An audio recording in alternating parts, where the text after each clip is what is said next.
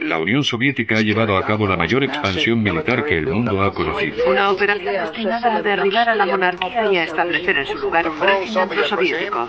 Donde el régimen prosoviético ha sido reemplazado por un gobierno aún más amistoso con Moscú.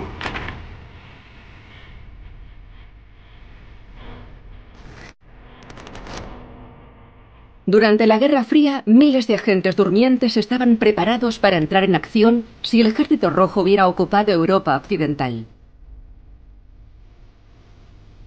Era un proyecto secreto dirigido por la OTAN. La red Stay Behind, conocida desde 1990 por el nombre de su rama italiana Gladio. Subimos al minibús. Tenía las ventanillas oscuras. Fuimos al aeropuerto militar. Monté en un jeep. Y al llegar frente a una cueva, las puertas se abrieron. Fue todo muy a lo James Bond. Era una organización secreta, formada por los servicios de inteligencia, los servicios secretos.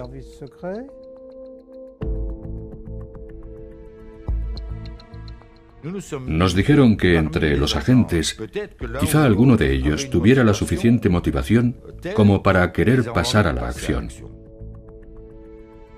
Por primera vez vamos a conocer a los agentes detrás de las líneas de la Guerra Fría. Arrojaremos luz sobre los secretos que han permanecido ocultos a la sombra de Stay Behind. Nosotros fuimos Gladio.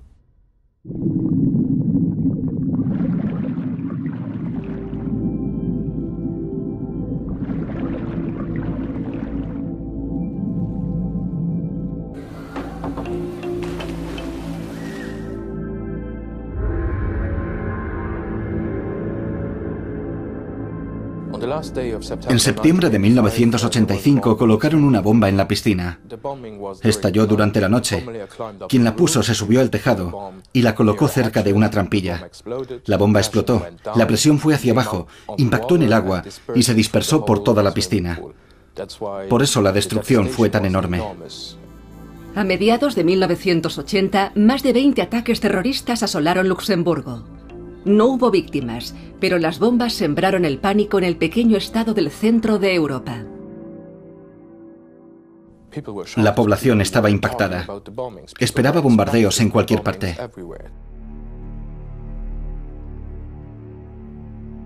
Han pasado más de 30 años. El juicio por las bombas de Luxemburgo ha reabierto la investigación de Stay Behind.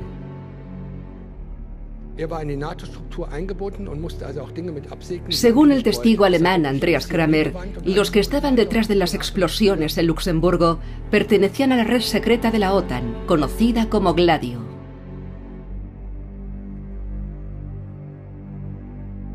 Kramer dijo cosas horribles. Dijo que la agencia de inteligencia extranjera del gobierno alemán, la BND, es decir, los servicios secretos alemanes, estuvieron presentes en Luxemburgo.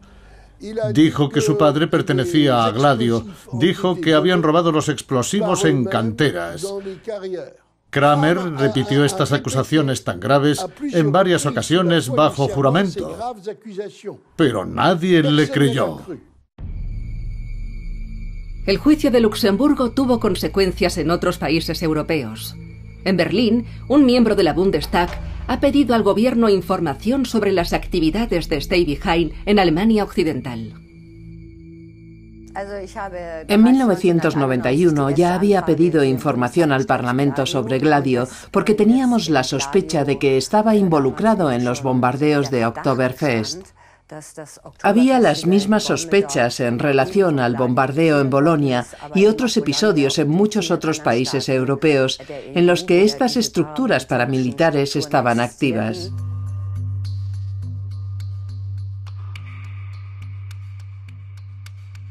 Trece personas murieron en la masacre de Oktoberfest en 1980, incluida la que puso la bomba, el neonazi Gundolf Keller. Incluso hoy muchos aspectos de este ataque aún no están claros. Ahora el juicio en Luxemburgo me ha alentado para pedir más información al gobierno federal. ¿Por qué los servicios secretos nunca aclararon este asunto? ¿Por qué los ciudadanos aún no pueden recibir información de Stay Behind?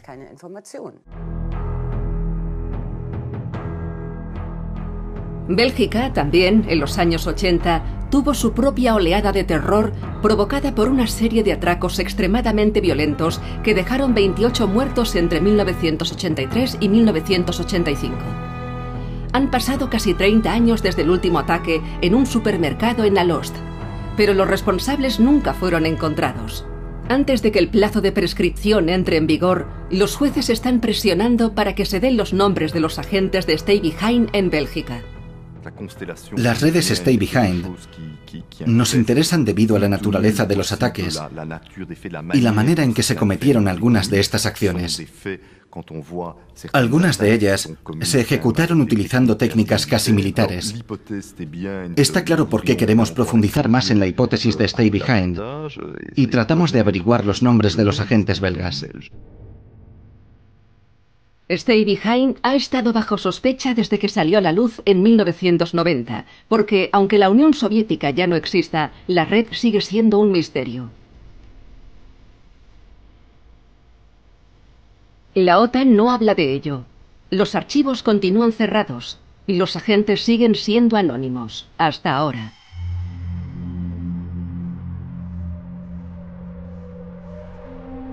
Albert Ras estaba al mando de una de las dos redes Stay Behind de Bélgica, el país donde empezó todo. Y por primera vez ha accedido a hablar de ello. El 10 de noviembre de 1942, los alemanes fusilaron a miembros muy jóvenes de un grupo de exploradores y a su capellán, porque estaban involucrados en una red embrionaria de inteligencia. No habían tenido mucho entrenamiento.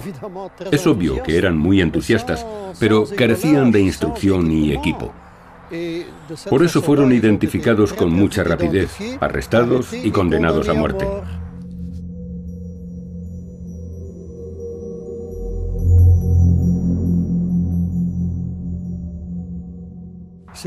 Tras las hostilidades, este fue, en realidad, el principal argumento para intentar crear las organizaciones Stay Behind, es decir, organizaciones de inteligencia detrás de las líneas enemigas para evitar que se repitiera este tipo de tragedia. Durante la invasión de las Ardenas en la Segunda Guerra Mundial, los partisanos belgas dificultaron la labor de las tropas nazis, ralentizando sus maniobras o atrayéndolas a emboscadas con actos de simple sabotaje, como girar las señales de las carreteras en dirección contraria.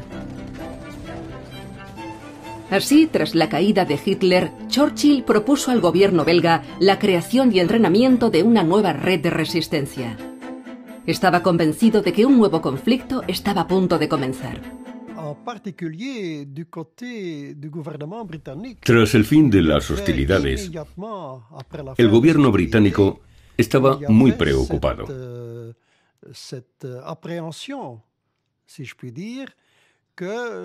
Temían que la Unión Soviética tuviera su propio programa secreto de expansión.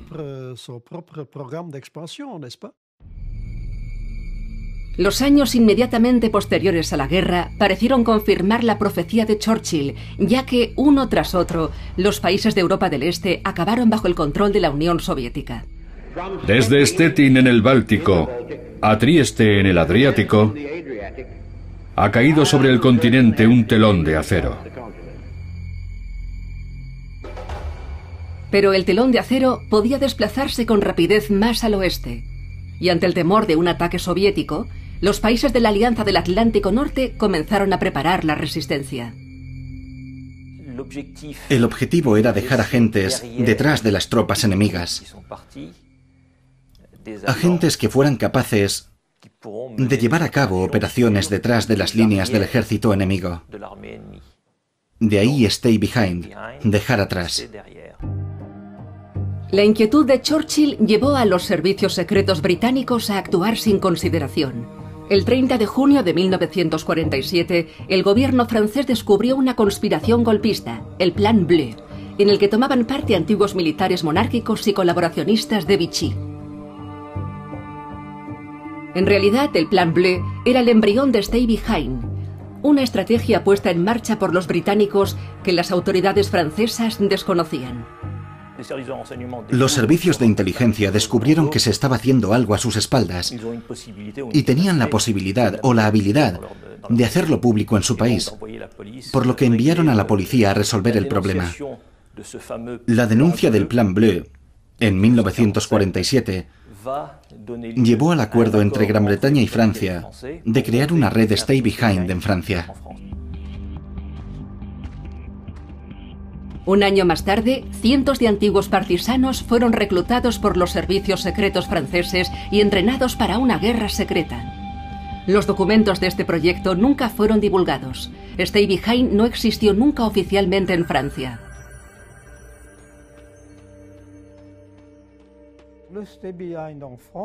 Stay Behind en Francia era el equivalente a lo que los aliados anglosajones habían planeado en el marco de la Alianza Atlántica. Sin embargo, se parecía más a un servicio secreto, en un hipotético caso en el que el ejército soviético se las arreglara para ocupar los países de Europa Occidental.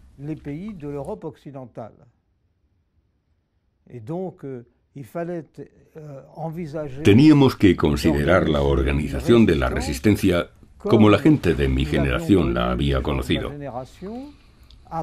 La que se creó tras la ocupación de Francia, Bélgica y los Países Bajos por el ejército alemán.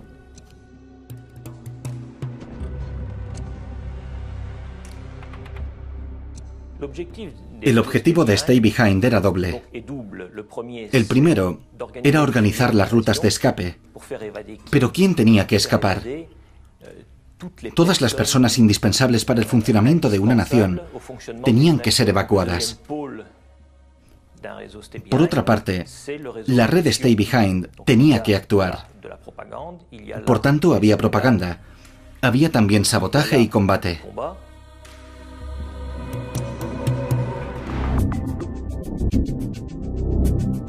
El concepto de Stay Behind, sin embargo, no es una idea original de la Guerra Fría y tiene un padre menos noble que Winston Churchill. Durante los meses finales de la guerra, Heinrich Himmler, el ministro del Interior de Hitler, comenzó a reclutar civiles que actuarían detrás de las líneas enemigas.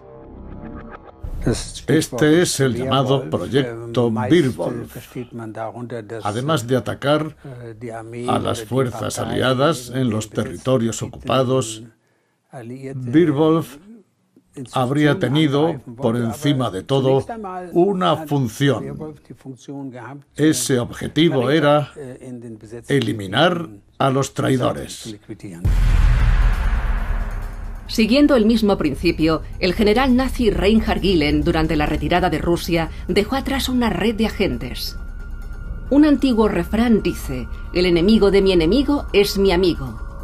Después de la guerra, los norteamericanos recurrieron a Gehlen para establecer los servicios secretos alemanes y Stay Behind. Gehlen fundó su propia organización reclutando criminales de guerra para combatir el comunismo. No puedes enviar a 8 millones de miembros de un partido a un desierto en alguna parte, pero había que separar el trigo de la paja. Los criminales deberían haber sido excluidos, pero este proceso, que tuvo lugar en todo el aparato del Estado en Alemania, no se aplicó en la organización de Gehlen. Esta fue creada y financiada por los norteamericanos incluso antes de la fundación de la República Federal. Por eso tuvo graves deficiencias desde el principio. Venga, vamos. Puede que no le guste lo que va a ver, pero podría ocurrirle a usted.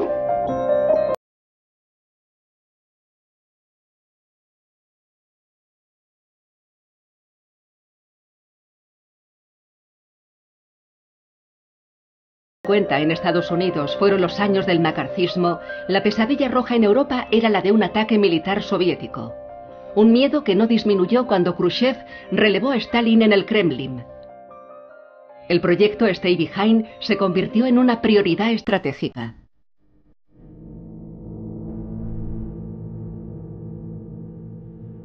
El proyecto se extendió con rapidez por toda Europa occidental bajo la protección de la OTAN. Se reclutaron 50 agentes en Noruega, 150 en Alemania y 600 en Italia.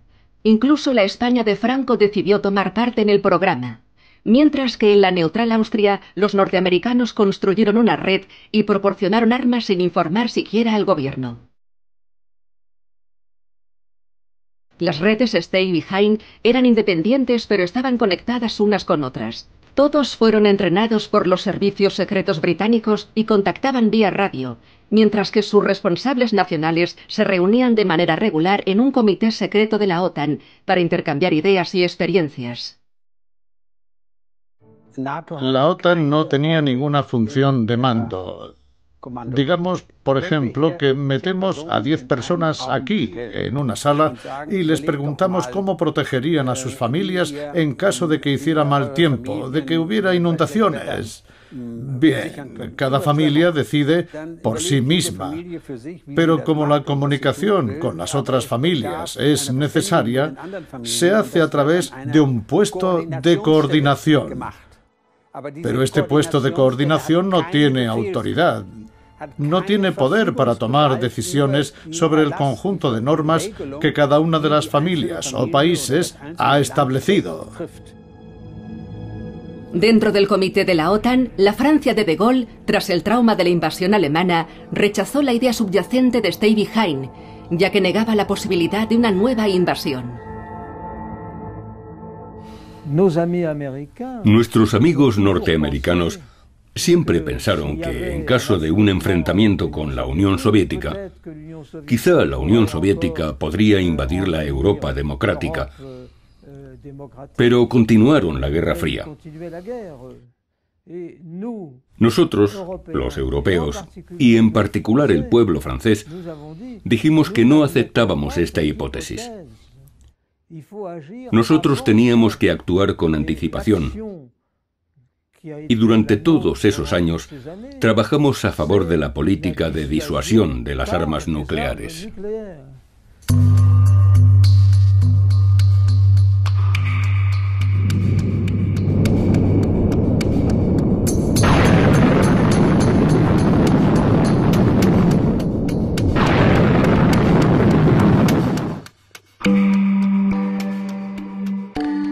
El miedo al conflicto militar entre las dos superpotencias era tal que desde los años 50 se estableció una red antiinvasión incluso en la neutral Suiza.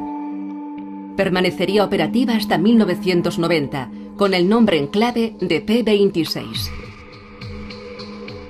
Los miembros de la P26, aquellos que pertenecían a la organización o que la dirigían, todos me dieron la impresión de ser personas que querían hacer algo positivo por su país.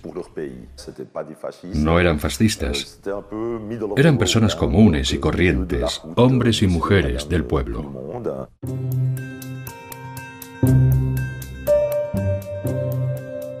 Como todos los grupos de Stay Behind, el P26 también era alto secreto. Tan secreto que hasta el Ministerio de Defensa sabía poco o nada al respecto. El único control político fue un encargo a un pequeño número de parlamentarios. Hasta que fue desmantelado, Jacques-Simon Egli fue uno de sus miembros. El jefe del Estado Mayor me llamó un día. Me dijo: señor diputado, tengo que preguntarle algo y hacerle una oferta. Si la rechaza, no volveremos a hablar de ello. Le pido que no hable de ello con nadie. Le contesté: ¿de acuerdo? Luego, un día, vinieron y me llevaron a Berna en helicóptero y de Berna de nuevo en helicóptero a Gstaad. En Gstaad monté en un jeep y al llegar frente a una cueva, las puertas se abrieron. Fue todo muy a lo James Bond. El entrenamiento del grupo P26 tenía lugar en un búnker de la Segunda Guerra Mundial, oculto entre las villas de lujo para los turistas. Todos los miembros conocían este hotel en el que estamos ahora. Es el Schweizerhof. Aquí les proporcionaban una habitación y podían dormir y comer. Tenían trabajo que hacer y cuando salían al pasillo tenían que llevar un pasamontañas para que nadie pudiera reconocerlos.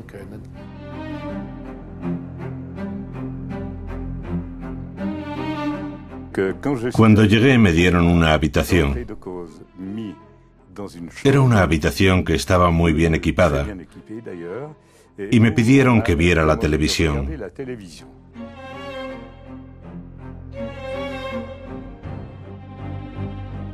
Encendí la televisión y allí estaba el jefe del ejército retransmitiendo un mensaje. Nos dijo que todo era una red que había creado y aprobado el Consejo Federal y cuyos objetivos eran resistir. Si Suiza caía bajo el control enemigo, había que resistir.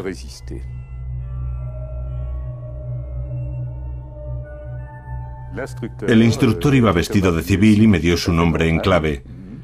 Desde entonces, yo me dirigía a él por ese nombre.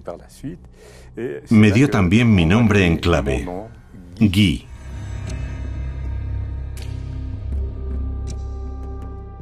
Aprendieron a cifrar y decodificar mensajes, a hacer transmisiones. Aprendieron a detectar si les estaban siguiendo, cómo perder a alguien que te estuviera siguiendo en una ciudad dada o en cualquier parte. Otros ejercicios eran bastante más militares.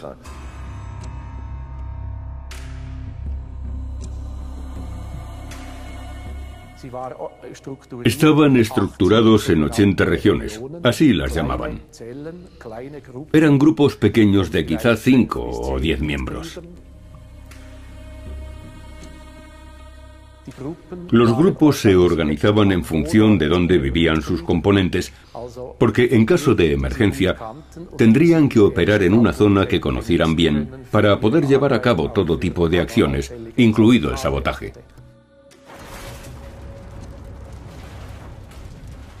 Debido a la neutralidad de Suiza, el P-26 no formaba parte de la red Stay Behind, pero estaba estructurada de la misma manera. De hecho, el entrenamiento de los instructores fue confiado al Servicio Secreto Británico. Tras su descubrimiento, se realizó una investigación especial para examinar al P-26 e indagar si hubo violaciones de la ley suiza. Yo seguía creyendo en ello y mantenía la idea de que era legítimo, de que era una buena idea, que no había riesgo. Y todo ello a pesar de lo que toda esa gente de la izquierda, de la extrema izquierda, ha dicho. Sin embargo, reconozco que las precauciones fueron insuficientes con los procedimientos y el control.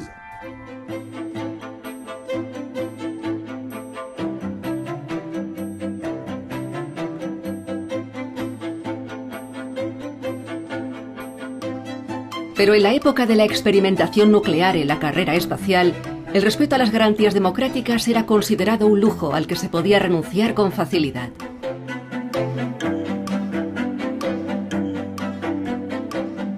El proyecto Stay Behind solo tenía sentido si era un absoluto alto secreto, también dentro de la misma organización.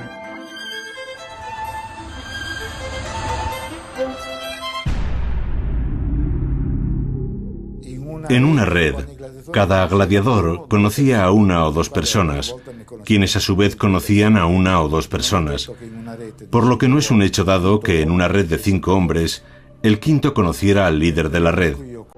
Durante el periodo en el que estuve al mando de Gladio, creo que conocí más o menos a todos ellos. Esas personas creían en lo que estaban haciendo, creían lo que les habían contado, y eso era que tenían que trabajar en defensa del país. No debían esperar nada, aparte del hecho de que, ocurriera lo que ocurriese, sus nombres nunca serían revelados. La red italiana Gladio es la única hasta ahora que ha publicado los nombres de sus agentes. Entre ellos hay profesores, ingenieros, cazadores y leñadores, hombres de clase media, feroces anticomunistas y, sobre todo, hombres más allá de toda sospecha.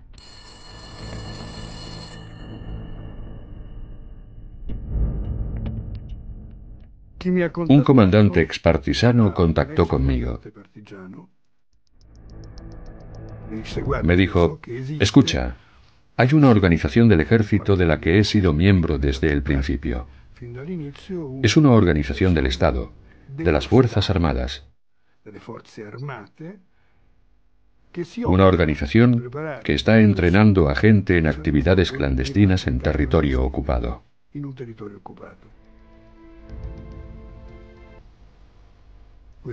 Eso me convenció. Y en principio dije que sí. Después de algún tiempo, el portero me dijo que los carabinieri habían venido y habían hecho preguntas sobre mí. ¿Cómo era yo? ¿Cómo me comportaba? Y entonces comprendí que ese era el procedimiento estándar. Ni siquiera eran carabinieri, quizá fueran agentes del servicio secreto.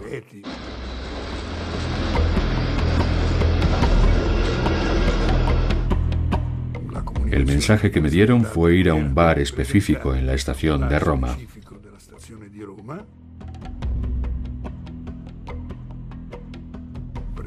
Tomamos una copa y salimos de la estación donde un minibús blanco nos estaba esperando. Subimos al minibús. Tenía las ventanillas oscuras y fuimos al aeropuerto militar. A bordo de un avión con ventanillas oscuras, los agentes de Gladio fueron trasladados a una base secreta en Cerdeña para entrenarse. Recibí entrenamiento en defensa con armas ligeras, armas de combate individual. Había armas italianas y norteamericanas en la base. Nunca llevamos armas fuera de allí. No era un entrenamiento para combatir, sino para convertirse en espía. Los reclutas de Stay Behind aprendían a seguir a alguien, a sabotear algo, a enviar mensajes cifrados vía radio o a manejarse bien en combates individuales.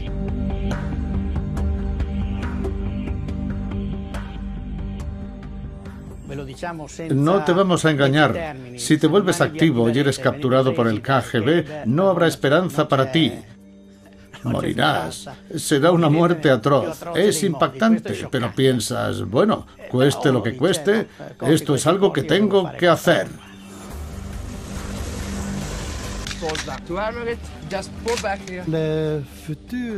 Los futuros responsables de la red eran debidamente entrenados, tanto en la creación como en el establecimiento y la dirección de una red de inteligencia clásica que operara en un escenario de guerra.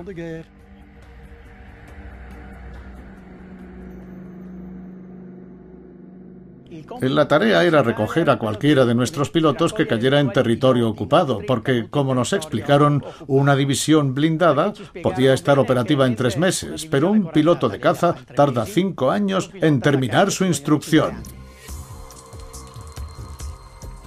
La actividad más importante de los agentes era la de extracción, hacer entrar y salir hombres de un territorio ocupado. Para poder llevarlo a cabo, estaban los ejercicios internacionales, que hacían posible que la red de inteligencia de un país actuara en colaboración con las redes de otros países.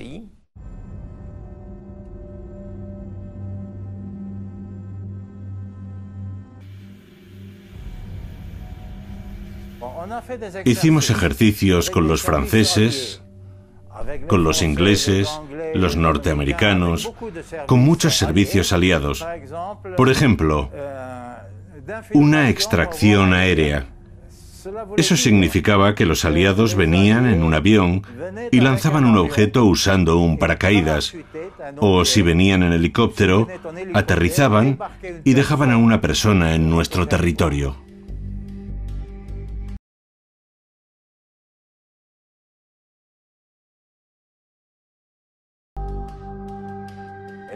Nuestros agentes sabían qué día, cuándo y dónde pasaría un avión que lanzaría un objeto. Por eso estaban en el lugar y llevaban pequeñas linternas.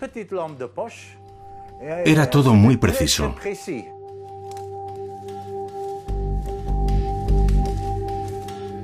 La persona a la que extraían era recogida entonces por un agente y llevada a un piso franco antes de confiársela a otro agente como en una especie de cadena humana. Stay Behind estaba tan enraizada en el territorio que conseguía mover, usando este sistema, a 2 agentes secretos desde el Círculo Polar Ártico hasta Cerdeña durante un ejercicio internacional.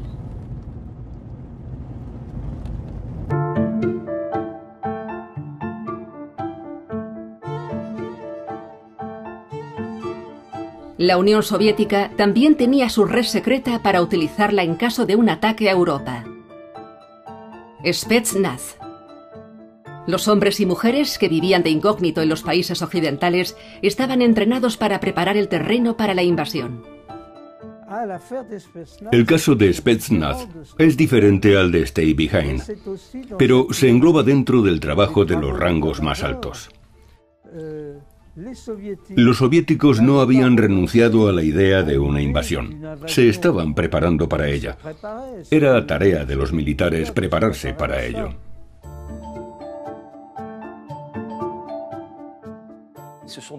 Estas son redes totalmente durmientes y tenían que esperar a la llegada de las tropas soviéticas para pasar a la acción, para preparar el terreno.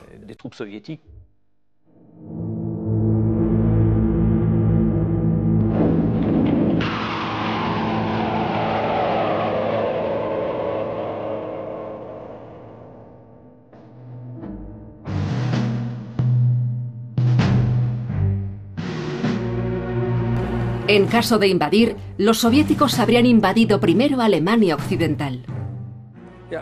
Sí, conocíamos los planes de ataque que los soviéticos habían trazado en la medida en que podrían sernos útiles.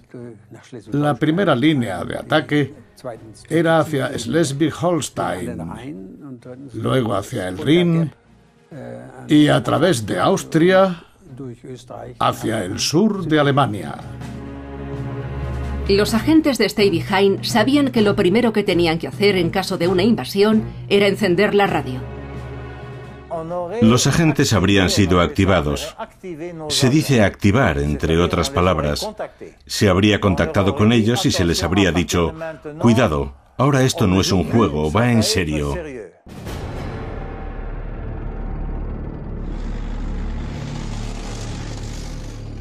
La Unión Soviética nos va a invadir.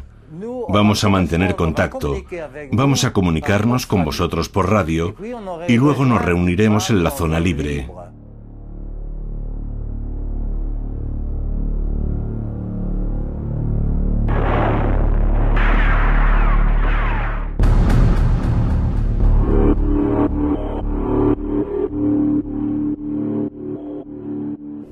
El momento de entrar en acción es un momento que da mucho miedo y que todos, creo yo, teníamos en la cabeza.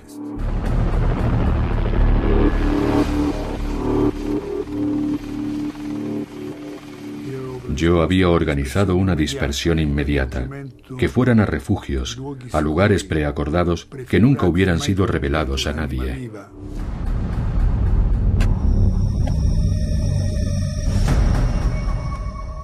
Los agentes sabían que había un alijo de armas, pero no sabían dónde.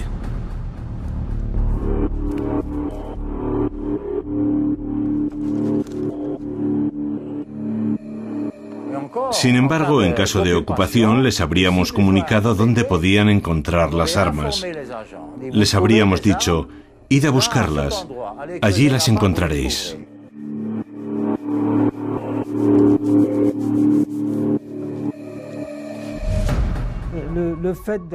Tener depósitos de armas también formaba parte de las tareas de Stay Behind. Y de nuevo, eran reminiscencias de lo que experimentamos después de la derrota de 1940. Por aquel entonces, un número de oficiales del ejército, la marina y las fuerzas aéreas tenían depósitos ocultos. Tenían material camuflado en lugares donde los alemanes no pudieran encontrarlo. Así que todo formaba parte de este juego de guerra que está vinculado a la idea de Stay Behind. Justo aquí está el búnker que encontraron 2 niños en 1972. Su nombre en clave era Nasko. Contenía varias cosas. Contenía explosivos, subfusiles Sten, pistolas españolas Star, detonadores con temporizador, el equipo habitual de una guerrilla. Estas son las fotos originales de depósitos de armas enterrados por Gladio en el bosque del norte de Italia, e incluso en iglesias y cementerios. Contenían bombas y bengalas, lingotes de oro y medicinas. Material útil para una célula de resistencia.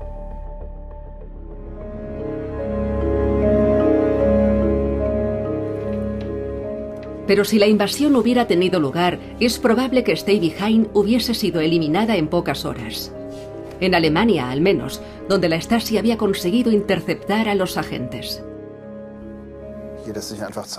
Aquí se ve con claridad que hubo un contacto por radio entre el cuartel general de la BND en Pullac, Baviera y Cerdeña. Por desgracia, el contenido de estas transmisiones de radio no se conoce.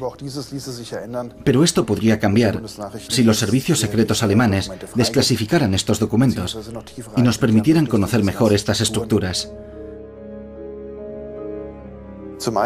Los documentos de la Stasi proporcionan información sobre cuántos agentes estaban activos en el territorio de la República Federal en los años 80 o incluso antes.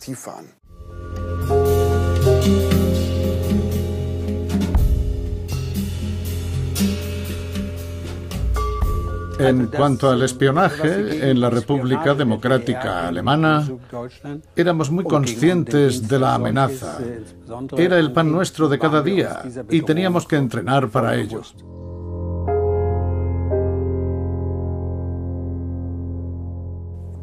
De hecho, los agentes tenían que llevar con ellos tan pocos documentos escritos como pudieran.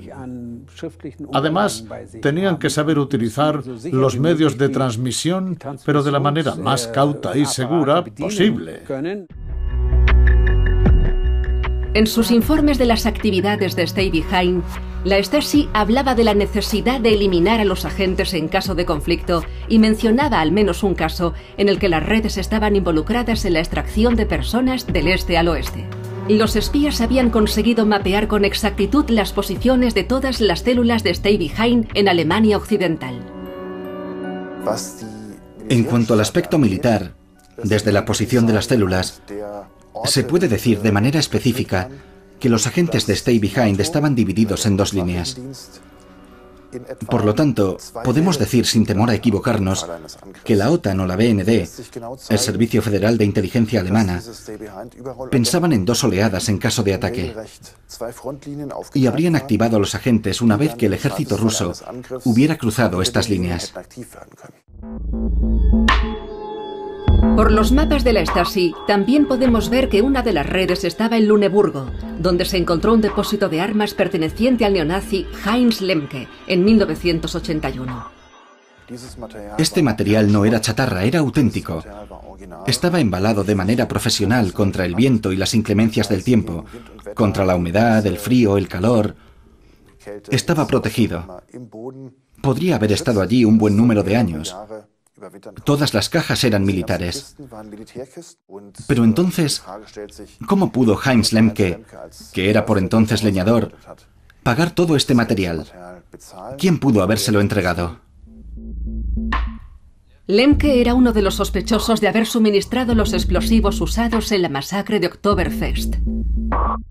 Pero nunca pudo clarificar su posición. Poco después de su arresto, se suicidó en la celda donde estaba encerrado.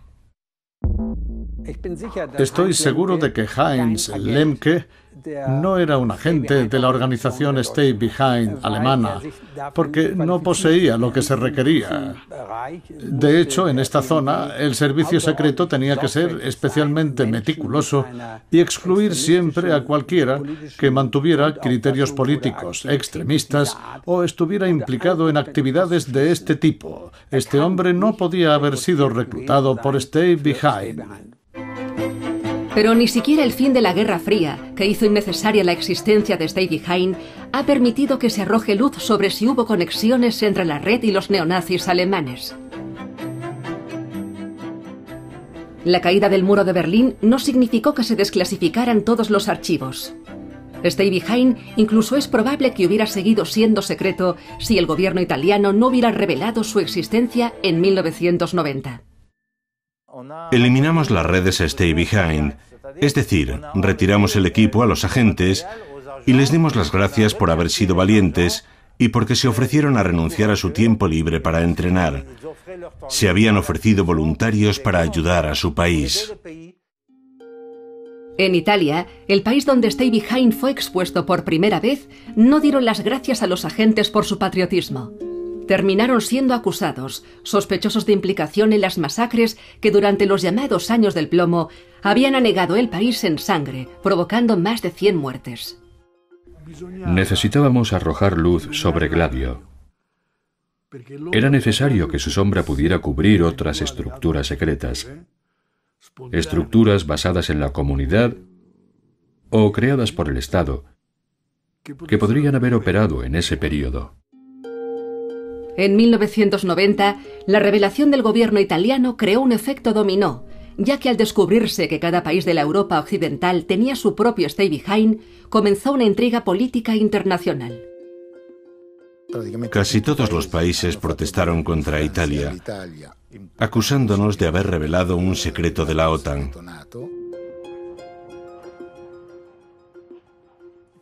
Estoy hablando de los norteamericanos, los británicos, los franceses, quienes desde ese momento se negaron a hablar con nosotros.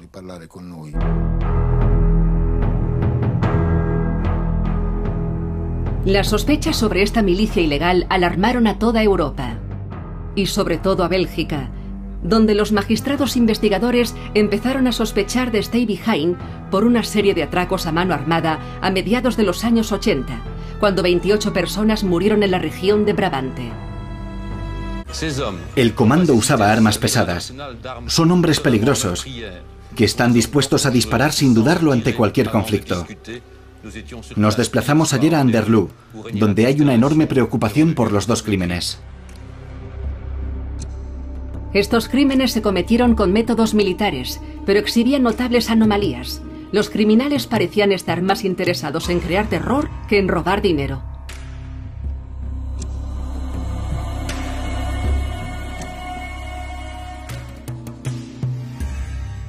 Una de dos.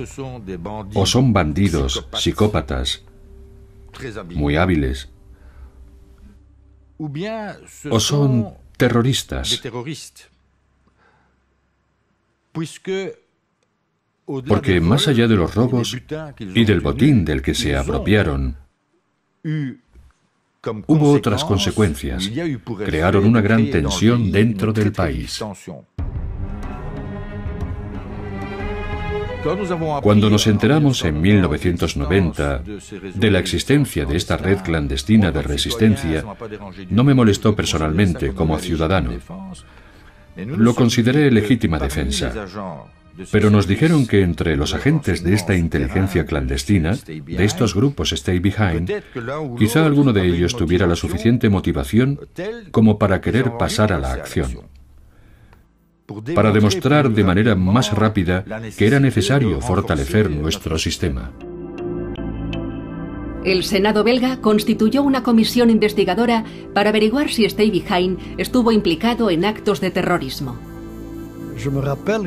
Recuerdo que en 3 ocasiones uno de los miembros del comité parlamentario me pidió que les diera nombres. La primera vez contesté no. La segunda vez, de nuevo, con amabilidad, respondí no. Y la última vez dije, no sé nada, y lo entendió.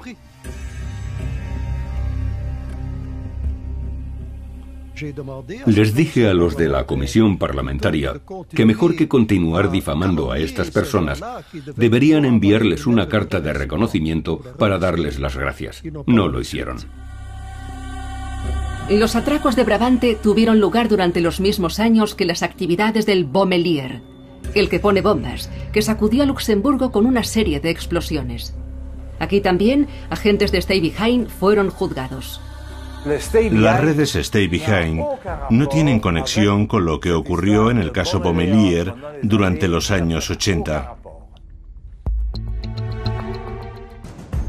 No tuvimos nada que ver. Teníamos 10 personas en Luxemburgo, 10 agentes.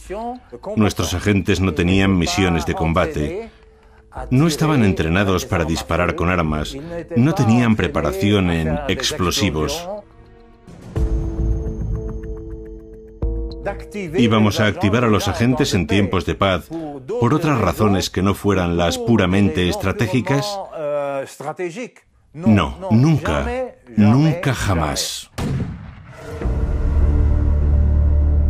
Desde 1990 no ha aparecido ninguna evidencia concreta ni en Italia ni en ningún otro país que conecte a Stay Behind con crímenes o actos terroristas. Pero Stay Behind no era la única estructura que operaba en la sombra contra el comunismo en Europa. No perdamos de vista que las redes Stay Behind corren paralelas a una serie de operaciones montadas por los servicios de inteligencia durante la Guerra Fría.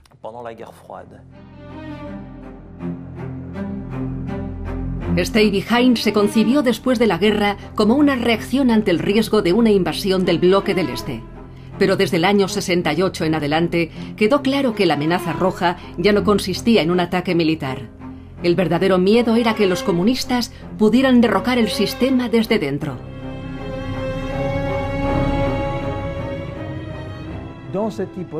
En este caso no era solo un enfrentamiento militar entre dos ejércitos.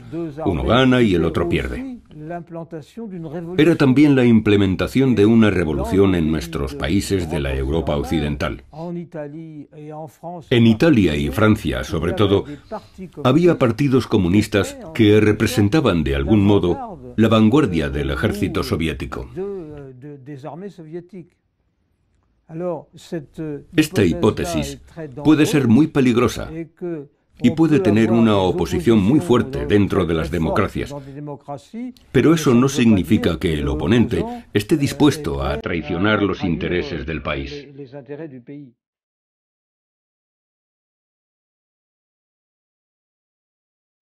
Las consecuencias de la guerra sucia contra el comunismo pronto se sintieron en Italia, donde el aparato de defensa decidió que la red Stay Behind ya no era suficiente. Formaron otra organización que operaba en el frente doméstico y en la que participaban activistas de la extrema derecha. Nació un Gladio Negro.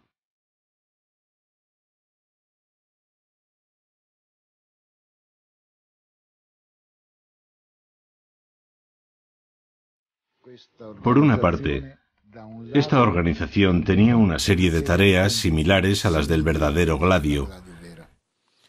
Es decir, intervenir en caso de invasión, etc. Pero, por otra parte, tenía tareas que eran, yo diría, de un carácter opuesto políticamente a lo que era la izquierda. El Gladio Negro intentaba desestabilizar a la opinión pública a través del terror para exigir gobiernos más autoritarios.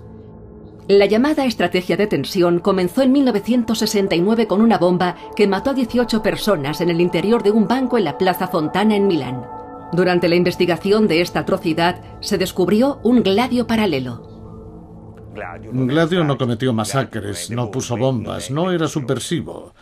Era una estructura anticomunista y era el resultado directo de la Guerra Fría, y con el final de la Guerra Fría ya no tenía ninguna función.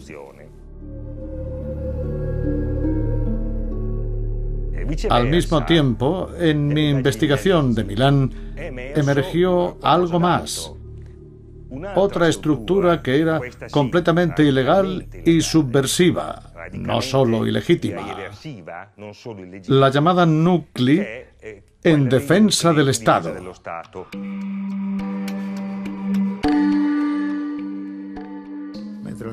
Mientras que el Gladio Blanco era sin duda apolítico, el Gladio Negro, el Nuclei, se estableció para dar la bienvenida o aceptar la infiltración de extremistas de la derecha. Y fueron ellos los que estuvieron implicados en el bombardeo de la Plaza Fontana y en otra serie de ataques terroristas.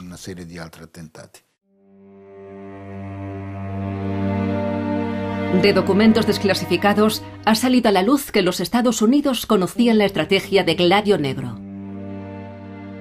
Los norteamericanos eran plenamente conscientes de cuál era el proyecto de la derecha italiana. Aunque yo creo que, en línea con la estrategia de Estados Unidos en aquellos años, los 60, esto era visto como un caso de contención. Los neofascistas no estaban siendo manejados hasta el punto de recibir órdenes, pero ese programa de ataques, que en parte era visto por los servicios secretos norteamericano e italiano como únicamente demostrativo, sin víctimas, era un caso de contención del peligro. Lo veían con benevolencia y sin represión. Aplicaron un control, una supervisión sin reprimirlo. Actuad como queráis, al final esto nos conviene.